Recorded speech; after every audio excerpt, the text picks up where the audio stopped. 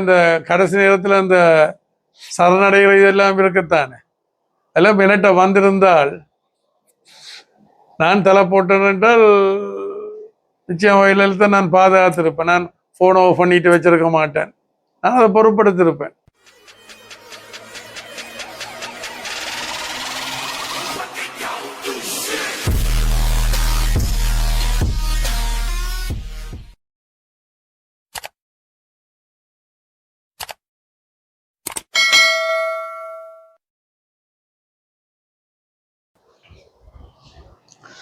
தற்போது நாடாளுமன்றத்திலே தமிழர்களுக்காக ஓங்கி ஒலித்துக் கொண்டிருக்கின்ற குரல் என்று சொல்லப்படுகின்ற பாராளுமன்ற உறுப்பினர் அர்ஜுனா ராமநாதன் அவர்கள் ஒரு சிங்கள செவ்வியல் என்று நான் நினைக்கின்றேன் கூறியிருந்தார், டக்ளஸ் தேவானந்தாவை நான் ஒரு பெரிய ஒரு தலைவராக பார்க்கிறேன்.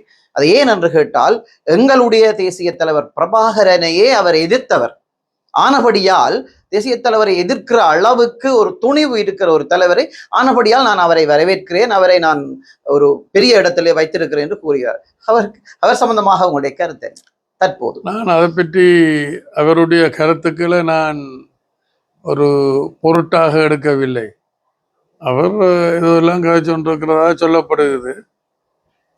அவருக்கு அந்த வாய்ப்பை மக்கள் கொடுத்திருக்கணும், அவர் அதை கழிச்சொன்றிருக்கிறார். ஆனால் எங்களுடைய தமிழ் மக்கள் பழம்பெரும் அரசியல்வாதிகளை எல்லாரையும் பின்தள்ளி விட்டு சாவகச்சேரியில இருந்து ஒரு சாதாரண ஒரு மருத்துவரை பாராளுமன்றம் அனுப்பி இருக்கிறார்கள். மக்களுடைய கணக்குத்தான் என்ன? காலத்துக்கு காலம் அவ்வாறான தவறுகள் நடந்திருக்குது. இனி வருங்காலத்தில் மக்கள் அதை உணர்ந்து சரியானவர்களை தெரிவு செய்கிறது மக்களுடைய பொறுப்பு தானே, மக்களுடைய கடமை. இது பரிச்சுனால மாத்திரமல்ல, காலத்துக்கு காலம் கடந்த காலங்களில் ஆயுத போராட்டமாக இருக்கலாம் அல்லது ஜனநாயக போராட்டமாக இருக்கலாம், அப்படியான தவறுகள் எல்லாம் நடந்திருக்குது. அது எங்கட சமூகம் கண்டு வந்திருக்குத்தானே. தற்போது நாடு ரீதியாக தென்னிலங்கையிலே பாரிய ஒரு பூதகரமான ஒரு பிரச்சனை ஒன்று வெடித்து ஓடிக்கொண்டிருக்கிறது. அது உங்களுக்கு தெரியும், நீங்களும் அந்த ஆட்சியிலே அங்கம் வகித்தவர் என்ற அடிப்படையிலே ஓய்வு பெற்ற புலனாய்வு ஒரு அதிகாரி சுரேஷ் சாலே அவருடைய கைது பற்றி உங்களுடைய கருத்து? இப்போ நீங்கள் இப்போ நான் அந்த ஆட்சியில் அங்கம் வைத்தன்ற ஒரு கருத்தை சொல்றீர். அதே நேரத்தில் யுத்தத்தினுடைய கடைசி காலகட்டங்களில் ரெண்டு தரப்புக்கும் இடையில் பேச்சுவார்த்தையில் ஈடுபட்ட தமிழ் பிரதிநிதிகளும் இருக்கணும். நீங்கள் அதை விட்டுட்டு என்கிட்ட விசேடமாக என்கிட்ட கேட்குறீங்கள். உங்களுக்கு தெரியும், அந்த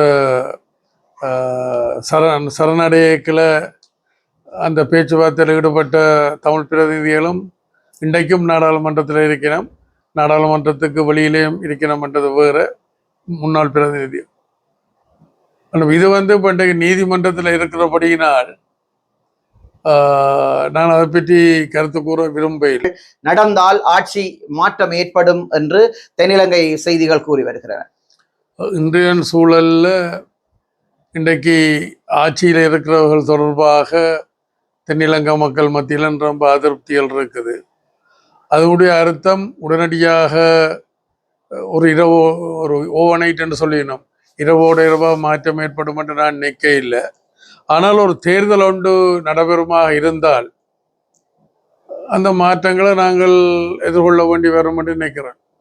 இந்த பூகோள அரசியலில் இந்தியாவா சீனாவா என்றால் நான் இந்தியாவுக்கு தான் முன்னுரிமை கொடுக்கிறது. அதான் என்னுடைய இயல்பு, அது யதார்த்தமாக நான் பார்க்குறேன். அப்போ இவ்வியல் இந்த சக தமிழ் தரப்புகள் என்ன போய் சொல்கிறோம், இந்திய தரப்புக்கு டக்ளஸ் தேவானந்தா தான் சீனாவை இங்கே கொண்டு வர கடலட்டை பண்ணியல் எல்லாம் கொடுக்குறாரு. நான் தத்துணிவில் எங்கட மக்களுக்கு போகணுமென்ட்டு, ஏனென்றால் ஒரு பண்ணையை கொடுக்கல வளமையான அரசாங்கம் இது என்றால் செலவில் ஒரு வருஷம் செல்லும். நான் ஓவர்நைட் விரைவாக கொடுக்குறேன் என்றால் 5 தினக்கிழங்கள் இருக்கு, 5 தினக்களையும் கூப்பிட்டு கதைச்சு அவையில்ற திட்டத்தை கொடுத்து அவையில் அபிப்பிராயங்களை கேட்டு ஓகே என்றால் உடனே, இல்லாட்ட என்ன நடக்க மாட்டோம் ஒரு வருஷம் கூட செல்லும். நான் ஒரு இரவுல கொடுத்தேன்ட்டு சொன்னால் அந்த விரைவாக கொடுத்தான்றதுக்காண்டித்தான் நான் அதை சொல்லவார்.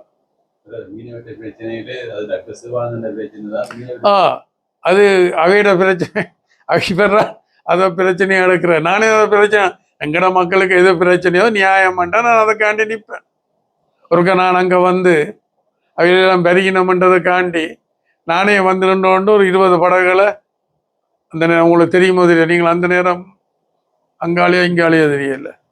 அப்போ நான் 25 படகுகிட்ட பிடிச்ச கரையில் உணர்ந்து பிடிச்ச குழந்தாக்களை பாதுகாத்து அங்கால வச்சு கொண்டு இவையெல்லாம் பொலிசில் கொடுத்தது.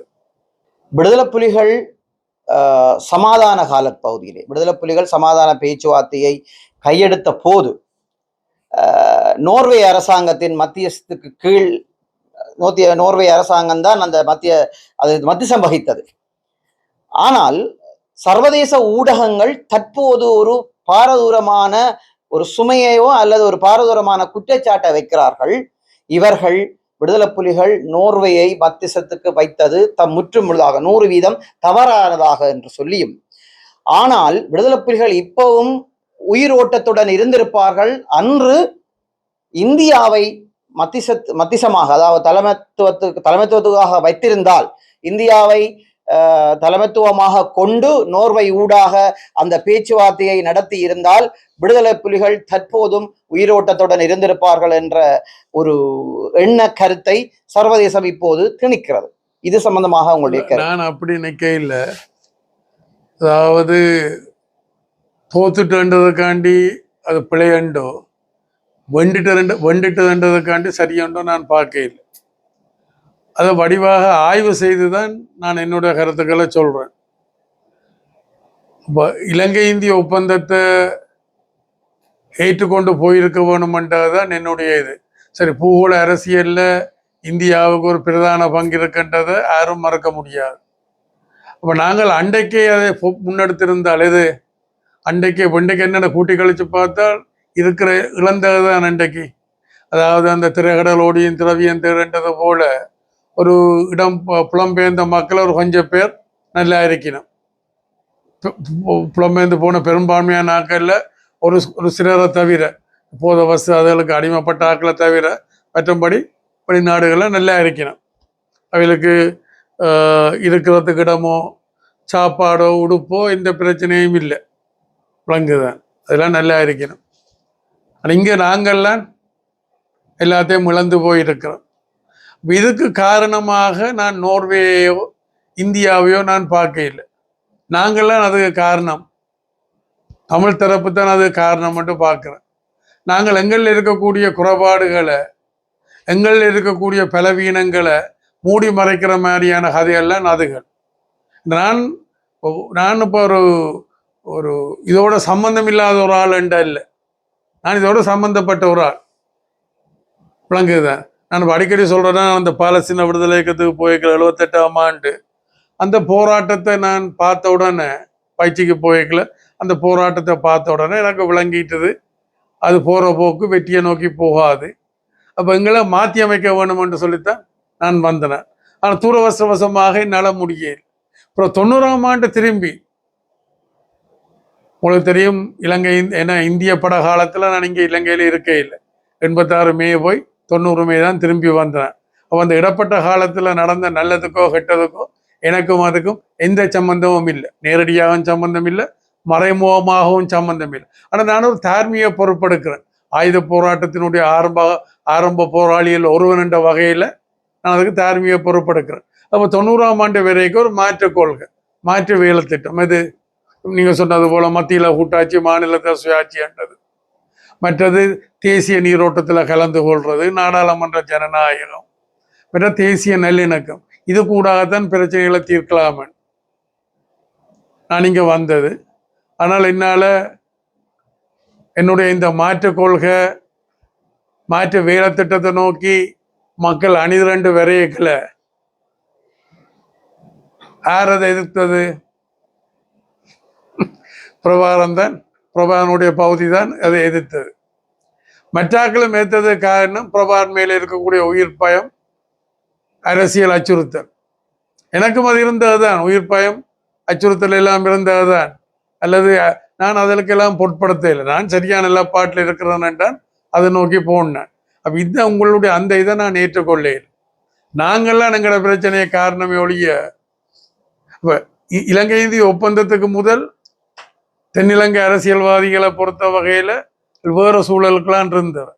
இலங்கை இந்திய ஒப்பந்தத்துக்கு பிறகு குணாம்ச ரீதியான ஒரு மாற்றம் ஏற்பட்டது. அதை நாங்கள் பயன்படுத்த தவறிட்டோம். அதுதான் ஒன்று சொன்னேன் தானே, பிரேமதாசாட காலத்தில் நடந்தது. அதுக்கு பிறகு சந்திரியா காலகட்டம். அப்புறம் மஹிந்த ராஜபக்ச கூட என்ன யோசிச்சார், தன் தேர்தல் பிரச்சாரத்தில் என்ன சொன்னார், தான் பிரபாகரனோட பேசுறதுக்கு தயாராக இருக்கிறேன். அப்போ என்னட்ட கேட்டார், என்ன மக்களுக்கு சொல்லலாமா? அப்போ நான் என்னதான் மக்களுக்கு சொல்லுங்கன்ட்டு சொன்னேன். ஆனால் பிரபாகரனுடைய ஒரு என்ன ஒரு உரையொண்டு, ஒரு வருஷத்துக்கு ஒரு உரையொண்டு வர்றது தானே. அதில் ஒன்று என்ன சொன்னாரால், அதாவது என்ன மஹிந்த ராஜபக்ச ஜதார்த்தவாதியன். பிரபாகரன் என்ன யோசிச்சன் என்றால், ரணில் விக்ரமசிங்க ஆட்சிக்கு வந்தால் அவர் சர்வதேசம் பேச்சுவார்த்தை அது இதெல்லாம் சொல்லி அரசியல் ரீதியாக தங்களை மடக்கிடுவார். மஹிந்த ராஜபக்ச வந்து சண்டித்தனம் காட்டுவார், ஒரு குட்டை போட்டு ஆள் அமர்த்தி இல்லாமன்றான் பிரபாகண்ட கற்பனையாக இருந்திருக்கு. அது மாறி நடந்துட்டுது. நான் சொல்ற விளங்குதுதான். அப்படி இருந்தும் நான் அன்றைக்கு இருந்த மாவிலாறு பிரச்சனையில படையினர் அதை பயன்படுத்தி கிழக்கு மாகாணத்தை விடுவிச்சதுக்கு பிறகு வடக்குக்குள்ள வாரத்துக்கான முயற்சியில் ஈடுபடையக்கல நான் இவையிட்ட சொன்னேன். தமிழ் தேசிய கூட்டமைப்பு 22 பேராக அவையிட்ட சொன்னேன், இப்போ கிழக்கில் படையினர் முன்னேறக்கில் புலிகளுக்கு ஓடுறதுக்கு இடம் இருக்குது, அப்போ அழிவுகள் குறைவாக இருக்கும். ஆனால் வடக்கில் ஓடுறதுக்கு இடம் இருக்காது, அழிவுகள் கூட வரும். அதை நாங்கள் பேசுவோம். மஹிந்த ராஜபக்ச கை ஓங்கி இருக்குது, இருந்தாலும் நானும் உங்களோட சேர்ந்து விரையக்கில் அவற்றை மனதில் மாற்றங்களை கொண்டு வரலாம், வாங்க கதைப்போமன் ஓமோமெண்ட் சொல்லி போட்டு யாரும் வரையில். இந்த அவைகளுக்கு தெரியும் பிரபாகரன் நல்ல புலி இயக்கம் அழிக்கப்பட வேணுமென்றதில் அவையில் உள்ளுக்கு இந்த அப்போ தாங்கள் வந்து இங்கே அரசியல் செய்யலாம், இந்த கதை செய்து கொண்டிருக்கணும். அப்போ அன்றைக்கு நான் கேட்டது போல வந்திருக்கலாம், அல்ல நாடாளுமன்றத்தையே கவிட்டு இருக்கலாம். என்ன இவ்வளோ 22 பேர் இருந்தவ தலைகளாக்கி இருக்கலாம், ஆர்ப்பாட்டங்களை செய்து தூதரகங்களுக்கு முன்னால் போய் யாரும் வர இல்லையே. சரி, அவைகள் பண்டைக்கும் வந்து பிரபாகரனை பற்றி புகழ்ந்து பாடினோம்.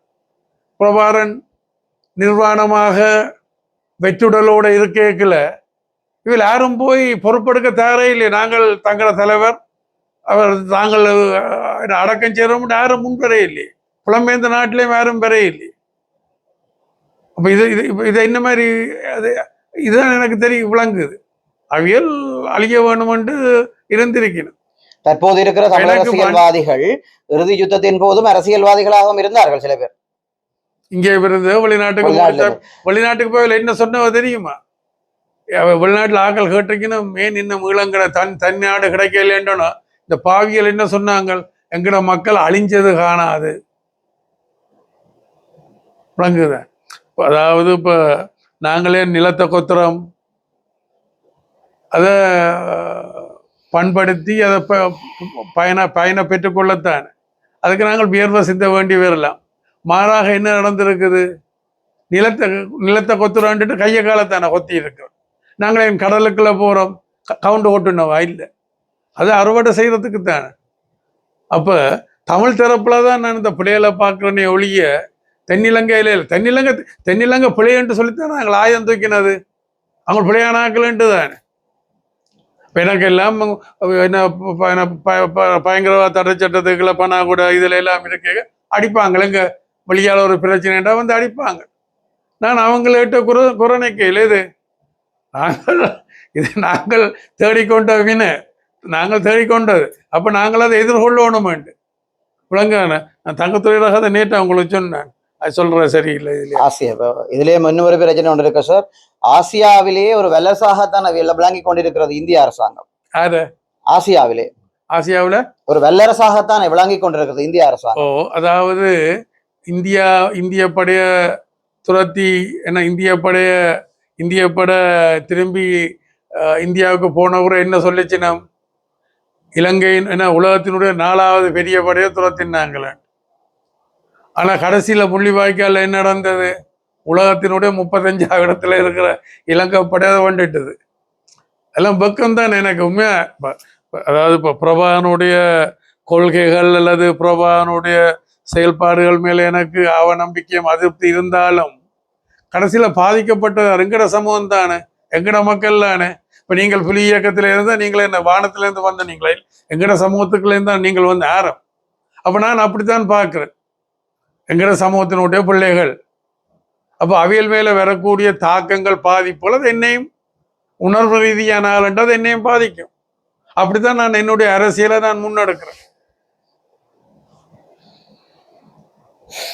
அன்றைக்கு குமரன் தாயா, அப்ப குமரன் உங்களுக்கு தெரியுமோ தெரியல, குமரன் கொக்குத்துறை. ஓ, இப்போ அவரோட தாய் தனக்கு கஷ்டம்ண்டு தொடர்பு கொண்டு தனக்கு இந்த உதவிகளை செய்தாங்கன்னு கேட்டா, அப்ப நான் என்னால் முடிஞ்ச அளவுக்கு அவைகளுக்கு முடிஞ்ச அளவு தான். இப்போ முந்தியண்டா வேறு, இப்போ நான் இருக்கிற நிலைமை வேறு, நான் கந்தறந்து போய் இருக்கிறேன். அப்போ என்னால் முடிஞ்ச அளவுக்கு நான் அதை செய்கிறேன். அப்படி ஆக்கள் வந்து கேட்டால் முடிஞ்ச அளவுக்கு நடக்குது. இன்னும் செய்ய வேணுமென்றதுதான் என்னுடைய இது. இந்த மானசபை கூட நடந்து முடிஞ்ச மானசபை கூட, அதாவது என்ன நடந்தென்றால், அதாவது இந்த சகதிக்குள்ள புதைஞ்சிருக்கிற தேரை வழியால் அழுத்து கொண்டு விட்ட மாதிரி யுத்தத்துக்கு பிறகு தேர்தல் வைக்க நாங்கள் ஏற்பாடு செய்தது. அப்ப தமிழ் தேசிய கூட்டமைப்பு என்ன சொல்லிச்சுன்னா, தும்பு கட்டையால கூட தொட்டு பார்க்க மாட்டேச்சுன்னா, அதில் பயம் பிடிச்சிட்டு இபிடிபி அதை எடுக்க போதுன்னு அண்டு அவியல் வந்து இந்த குரங்கின் கையில பூமாலை மாதிரி என்ன நடந்தது. அப்போ இபிடிபி கண்டைக்கு அதை கிடைச்சிருந்தால் இந்த மாநசபை அப்ப இந்த யுத்தத்துக்கு பிறகு எவ்வளவு முன்னேற்றங்களை நாங்கள் காட்டியிருப்போம். அது தமிழ் மக்களுடைய விதி. ஆனால் விதியை மதிய அளவில் இல்லாமட்டு நான் நம்புறேன். உங்களுக்கு தெரியும், திருப்பி நான் என்ன கேட்கிறேன் என்றால், எனக்கு மக்கள் கணிசமான வாக்குகளையும் நான் எதிர்பார்க்கிற மாதிரி 4-5 ஆசனங்களையும் கொடுத்தால் என்னுடைய காலகட்டத்துக்குள்ள தமிழ் மக்களுடைய நியாயமான பிரச்சனைகளை என்னால் தீர்க்க முடியும். எனக்கு சொல்ல முடியாது. உதாரணத்துக்கு இந்த நீங்கள் அப்படியே சலையை காய்ச்ச அப்படின்னு எனக்கு அது ஞாபகம், இந்த இன்டெலிஜென்ட் இருக்குத்தான். ஒருக்கா சந்திரிகா அம்மையார் ஆட்சியில் இருக்க, சந்திரிகா அம்மையார் எனக்கு ஒருக்கா பின்னேரம் 6 மணி போல் எடுத்து சொன்னால், டக்ளஸ் ஒரு விஷயம் சொல்ல போகிறேன், நீங்கள் பதட்டப்பட வேண்டாம், எல்லாம் கட்டுப்பாட்டுக்களை இருக்குன்ட்டு சொன்னான். நான் என்ன மேடம்ன்ட்டு கேட்டால் சொன்னால், நான் குடிக்கிற சாராயத்துக்குள்ள நஞ்சு கலக்கிறதுக்காண்டி பிரபாரன் பொட்டனட்ட சொல்லி பொட்டன் ஒரு ஆளை அனுப்பியிருக்கு, தாங்கள் கைமயமாக பிடிச்சிட்டேன், don't worry everything is under கண்ட்ரோல்ன்ட்டா. நான் சிரிச்சு போட்டு சொன்னேன், மேடம் வேலுப்பிள்ளையோட பொடி பிரபாரனுக்கு தெரியும், டக்ளஸ் நந்தா குடிக்கிறதோ இல்லையோ, அப்படியே அவன் அப்படி செய்திருக்க மாட்டான், உங்களுக்கு யாரோ கயிறு கொடுத்துருக்குறாங்களே. அப்போ இந்த உளவு நிறுவனங்களோட எனக்கு அப்பயும் பிரச்சனை தான். அது கிட்ட வர மாட்டினான், விளங்குதான், அதை இதெல்லாம் சொல்ல வர மாட்டினான். என்னத்துக்கு இந்த கதை சொல்ல வந்தான்? அப்ப எனக்கு அவைகளை பற்றி ஒரு பார்வை இருக்குது. இலங்கை இந்திய ஒப்பந்தத்துக்கு முதல் தென்னிலங்கை நிலவரம் வேறு, அதுக்கப்புறம் குணாம்ச ரீதியான ஒரு மாற்றம் ஏற்படல. தமிழ் தரப்புகள் அது சரியா பயன்படுத்தி இருந்தா இன்றைக்கு நீங்கள் இப்படி இருந்த மாட்டு இருக்க மாட்டேன், நான் இதில் வேற இடத்துல இருந்துட்டு போட்டு நினைக்கிறேன். ஓகே, நடந்து முடிந்த இறுதி யுத்தத்திலே பலதரப்பட்ட சம்பவங்களை தற்போதுதான் ஓய்வு பெற்ற இராணுவ தளபதி தற்போது பேசிக் கொண்டிருக்கின்றார். ஆனால் தாங்கள் விடுதலை புலிகளின் தலைவர் பிரபாகரனுடனுடைய வித்துடலை எடுத்து தகனம் செய்ததாகவும் கூறி வருகிறார். உடைகளை அகற்றுமாறு தான் கூறியதாகவும் கூறி வருகிறார். ஒரு நேரம் ஒரு விதமான கதைகளையும் எங்களுடைய இராணுவ தளபதி பேசி வருகிறார். இது சம்பந்தமாக நீங்கள் ஆட்சியில இருந்த காலத்திலேதான் அந்த சம்பவங்கள் நடந்தேறியது. உண்மைத்தன்மைகளை உங்களால் கூற முடியும்? ஆட்சியில இருக்கிறதுக்காண்டி எல்லாம் எனக்கு தெரியுமண்ட இல்லை, என்னோட ஆட்சி தான் செய்யறேன்டும் அல்ல, அது ஒரு பக்கம். மற்றபடி எல்லா உண்மைகளும் இதுவரை வெளியில வர இல்லை. ரோண விஜய வீரா எப்படி செத்தன்றது எப்போ வந்தது, முதல் என்ன மாதிரி வந்தது, இப்போ கிட்டடியில் வந்திருக்குத்தானே, இனித்தான் கொஞ்சம் கொஞ்சமாக முழுக்களும் வரும். அப்போ இப்போ ரோகண விஜய் வீர அரைகுற உயிரோட தான் அந்த இதுக்குள்ள போரணைக்குள்ள போட்டுண்டா இப்போ அது உண்மையான கதையல்ல இப்போ தான் வருது முந்தைய அப்படி வரையில் ரோகண விஜய் வீர தமிழ் குடிமகனா இல்லை அதை கொலை செய்தாக்கள் தமிழ் குடிமக்களா இல்லை அவர் ரெண்டு தரப்பும் இதான் அப்போ நான் என்ன சொல்ல வரேன்டா அரசாங்கத்துக்கு எதிராக ஆயுதம் தூக்கினால் இல்லை வன்முறையில் ஈடுபட்டால் எந்த அரசாங்கமோ எந்த நாட்டிலையும் வந்து இரும்பு கரம் கொண்டு தான் அது எங்களை அணுகுமன்றதான் என்னுடைய இது அதில் இருந்தோண்டான் பிரச்சனையை பார்க்கணும் அப்போ எனக்கு ஒருக்கா அந்த யுத்தம் முடிஞ்சிற கையோடு எனக்கு ஃப்ரான்ஸ்ல இருந்து ஒருத்தர் கொஞ்சம் படங்களை போட்டிருந்தார் அதாவது இந்த கண்கட்டி விட்டுருக்கு நிர்வாணமாக ஒரு பின்னால் கையை கட்டி நினைக்கிற ஒரு கீழே கிடங்குன்னு நினைக்கிற நீட்டுக்கு இங்கே இதுக்கு மேலே வச்சு ஒருத்தன் சுடுறான் மற்றவன் உதைகிறான் அதுக்குள்ள விழுறதுக்கு அப்போ எனக்கு அவர் அனுப்பியிருந்தார் அப்போ நான் அவருக்கு போட்டேன் இன்னும் கொடுமையாக எனக்கே பார்க்க ரொம்ப ஒரு இதாக இருக்குது நான் இப்போ சின்ன வயதில் என்னுடைய பொழுதுபோக்கு கட்டபோலால் அணில் அடிக்கிறதோ அல்லது ஓனை அடிக்கிறதோ இல்லை என்னுடைய பொழுதுபோக்கு மீன் வளர்க்குறது புறா அல்லது ஸ்டாம்ப் இந்த விலங்கு முத்திரை சேர்க்கிறது தான் என்னுடைய பொழுதுபோக்கு இப்போ அதான் இயக்கங்களுக்குள்ளேயும் போவோம் அந்த இதை என்ன கட்டபோலால் ஓனை அடிச்சல் அணில் அடித்து ஆக்கள் வழி நடத்துகிற இயக்கத்துக்குள்ளேயும் நான் என்ன மாதிரியான குணாம்சம் உள்ள ஆக்கள் இயக்கத்தை வழி நடத்திக்கல எல்லாம் அரசன வழியோ குடியல வழியோ என்று சொல்கிறதான் அப்போ நான் அவருக்கு போட்டேன் என்ன கொடுமையப்பான் அவர் எனக்கு பதில் போடுறார் நீங்கள் கொடுமையன்று சொல்றீர்கள் அவங்க சொல்றாங்க தங்களோட கடமையண்டு உண்மையாக அதை என்னால் ஏற்றுக்கொள்ள முடியாதான் ஆறாயிருந்தாலும் அதாவது யுத்தத்தில் சுடுபட்டு சாகிறது வேறு அப்புறம் பிடிச்சு வச்சு சித்திரவதை பண்ணுறது அதிலெல்லாம் நான் யார புலியாக இருக்கலாம் சிங்கமாக இருக்கலாம் யாரையும் நான் ஏற்றுக்கொள்ள மாட்டேன் அதை நான் உங்களுக்கு யாருக்கோ சொன்னான் என்கிட்ட ஒரு ஆள் கேட்டார் இந்த பாலச்சந்திரன் பிரபாண்ட கடைசிப்படி என்ற அந்த இதில் வந்து கருணாதான் காட்டி கொடுத்த ஏதோன்று சொல்லி எனக்கு அப்படி கருணா காட்டி கொடுத்தேன் என்னால் நம்ப முடியவே இல்லை இருந்தாலும் அந்த சந்தர்ப்பம் எனக்கு கிடைச்சிருந்தால் இது பாலச்சந்திரனுடைய இது எனக்கு அந்த சந்தர்ப்பம் எனக்கு கிடைச்சிருந்தால் நான் கட்டாயம் பாதுகாத்திருப்பேன் என்ன மீறி எதுவும் நடந்திருக்க முடியான்னு நான் நினைக்கிறேன் பிரபாண்டமானன்றதுக்காண்டி இல்லை ஒரு மனித நேயம் என்ற வகையில் நான் நிச்சயம் அதை பாதுகாத்திருப்பேன் அல்லது இப்போ எல்லாம் நடந்து முடிஞ்ச இதுகள்லாம் இப்போ பல பேர் புலியில் இருந்தாக்கள் எல்லாம் வந்து என்கிட்ட பாதுகாப்பு கேட்டு தங்களை பாதுகாக்க சொல்லி எல்லாம் வந்திருக்கிறேன் நான் அவரையெல்லாம் பாதுகாத்து விட்டுருக்கிறேன் தானே என்ன மாதிரி டெலவுக்கும் புலிக்கும் பிரச்சனை வந்த இடத்துல நூற்றுக்கணக்கான டெலோவாக்களை நான் பாதுகாத்து விட்டேன் அது என்னுடைய கடமைன்றதை நான் பார்க்குறேன் அது மாதிரி நாளைக்கு இப்போ நாளைக்குல பட்டேங்க அந்த பிரச்சனை இல்லை தானே புலி அமைப்பண்டில் இருந்தாக்கள் வந்திருந்தா நான் நிச்சயம்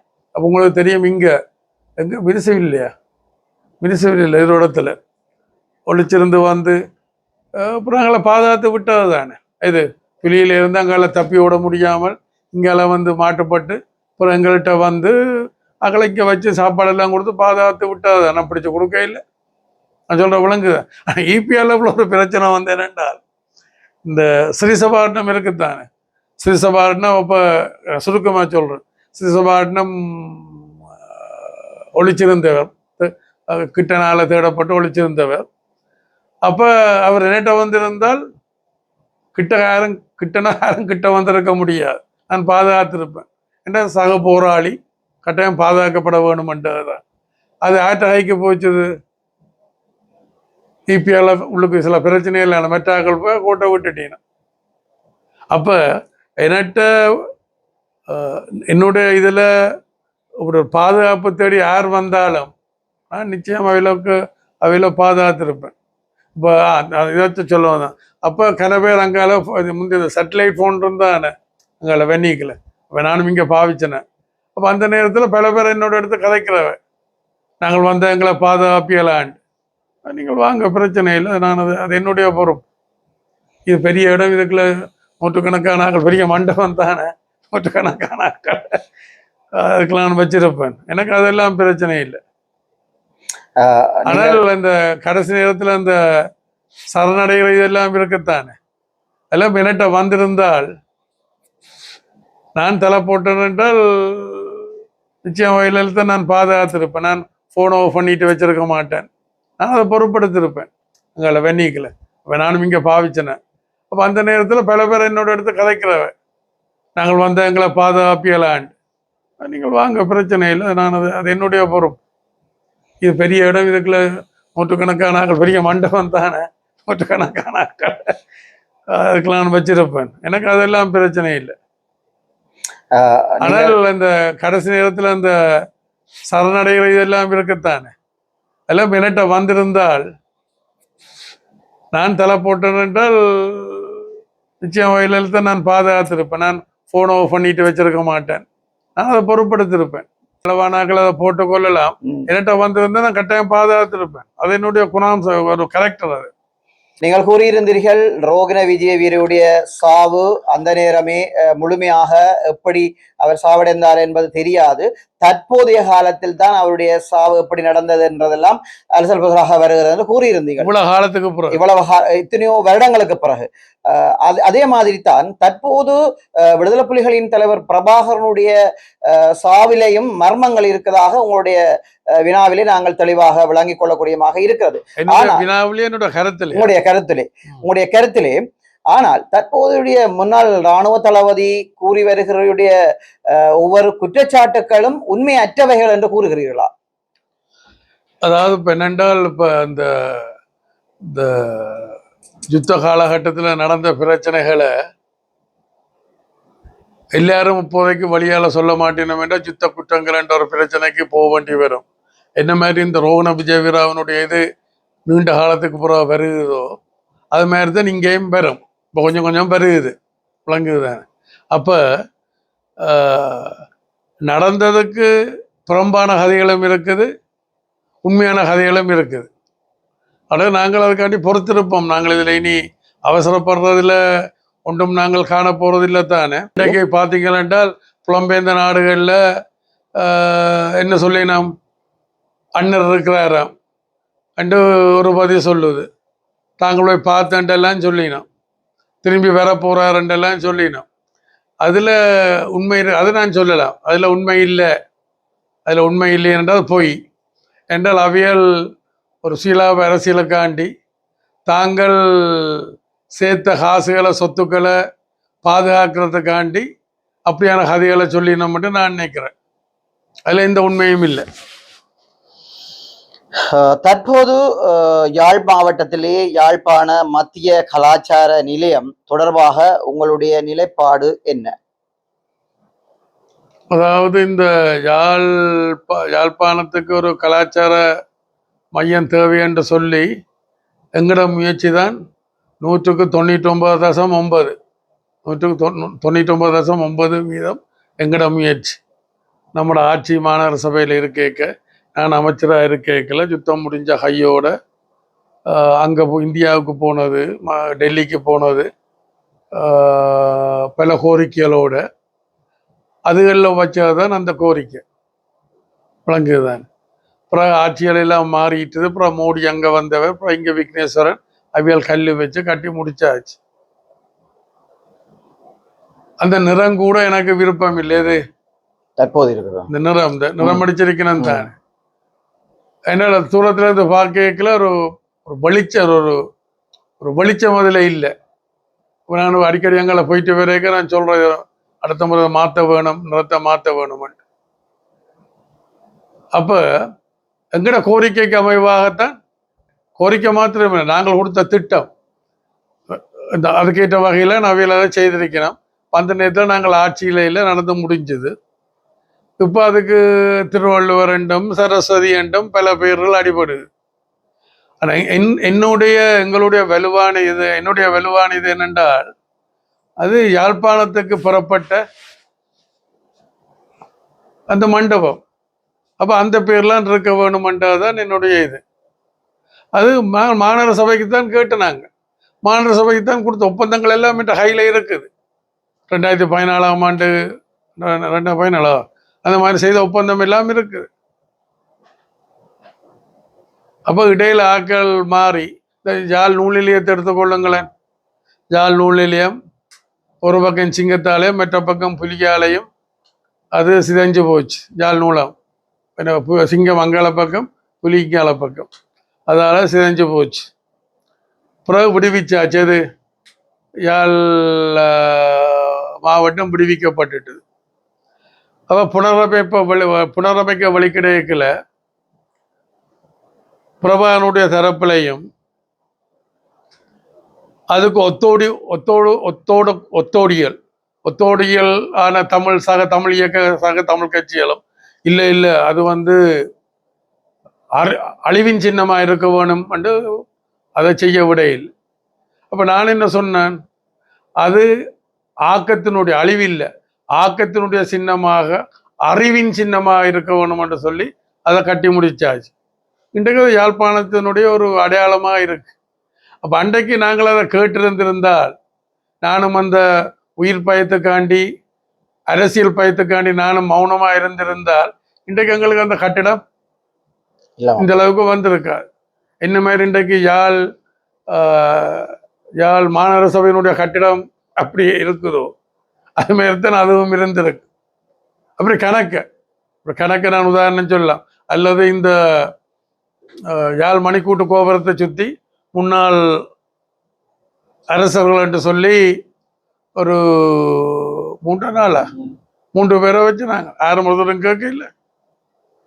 எனக்கு இன்னொன்று இருந்தது, யாழ் கோட்டையை சுற்றி எங்களோட போராட்ட வரலாற்றை பதிய வேணும் என்றும் விளங்குதான. போராட்ட வரலாறுகள் சரிவிலை கப்பால போராட்ட வரலாறு. எங்கட போராட்டம் ஆயுத போராட்டம் எல்லாரும் தானே. பி பூ எல்லாம் சேர்ந்ததுதான். பிய விட்டு நான் தமிழ்லயும் பி தான், ஆங்கிலத்திலையும் பி தான். பிய விட்டு இல்லத்தானே எல்லாத்தையும் பதிய வேணுமென்று எனக்கு ஒரு எண்ணம் ஒன்று இருந்தது.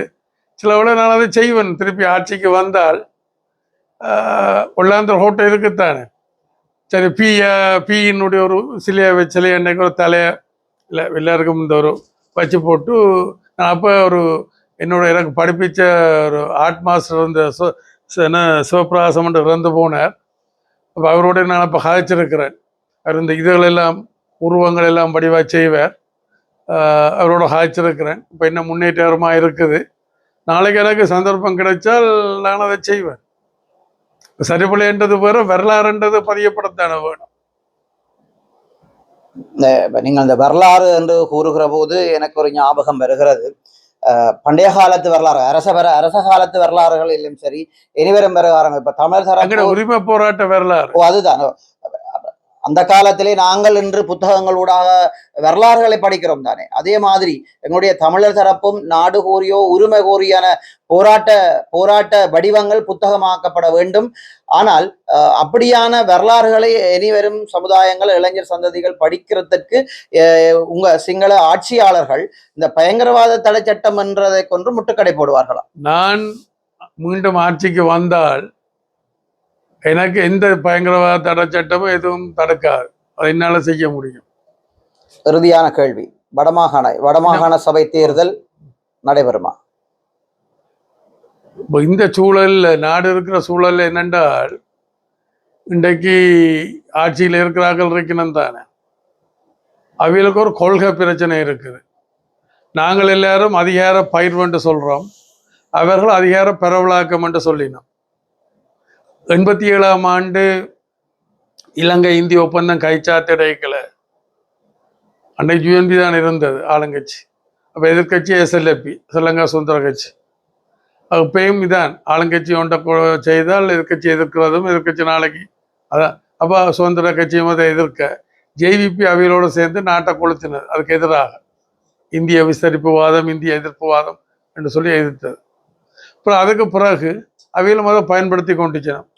போட்டி போட்டவை, 1-2 பேர் வெண்டவை, அதில் கிடைக்கக்கூடிய வாகன பர்மிட், இல்லை அதில் கிடைக்கக்கூடிய வரப்பிரசாதங்கள் எல்லாத்தையும் அவையில் இன்று வேற அதை பெற்றிருக்கணும்.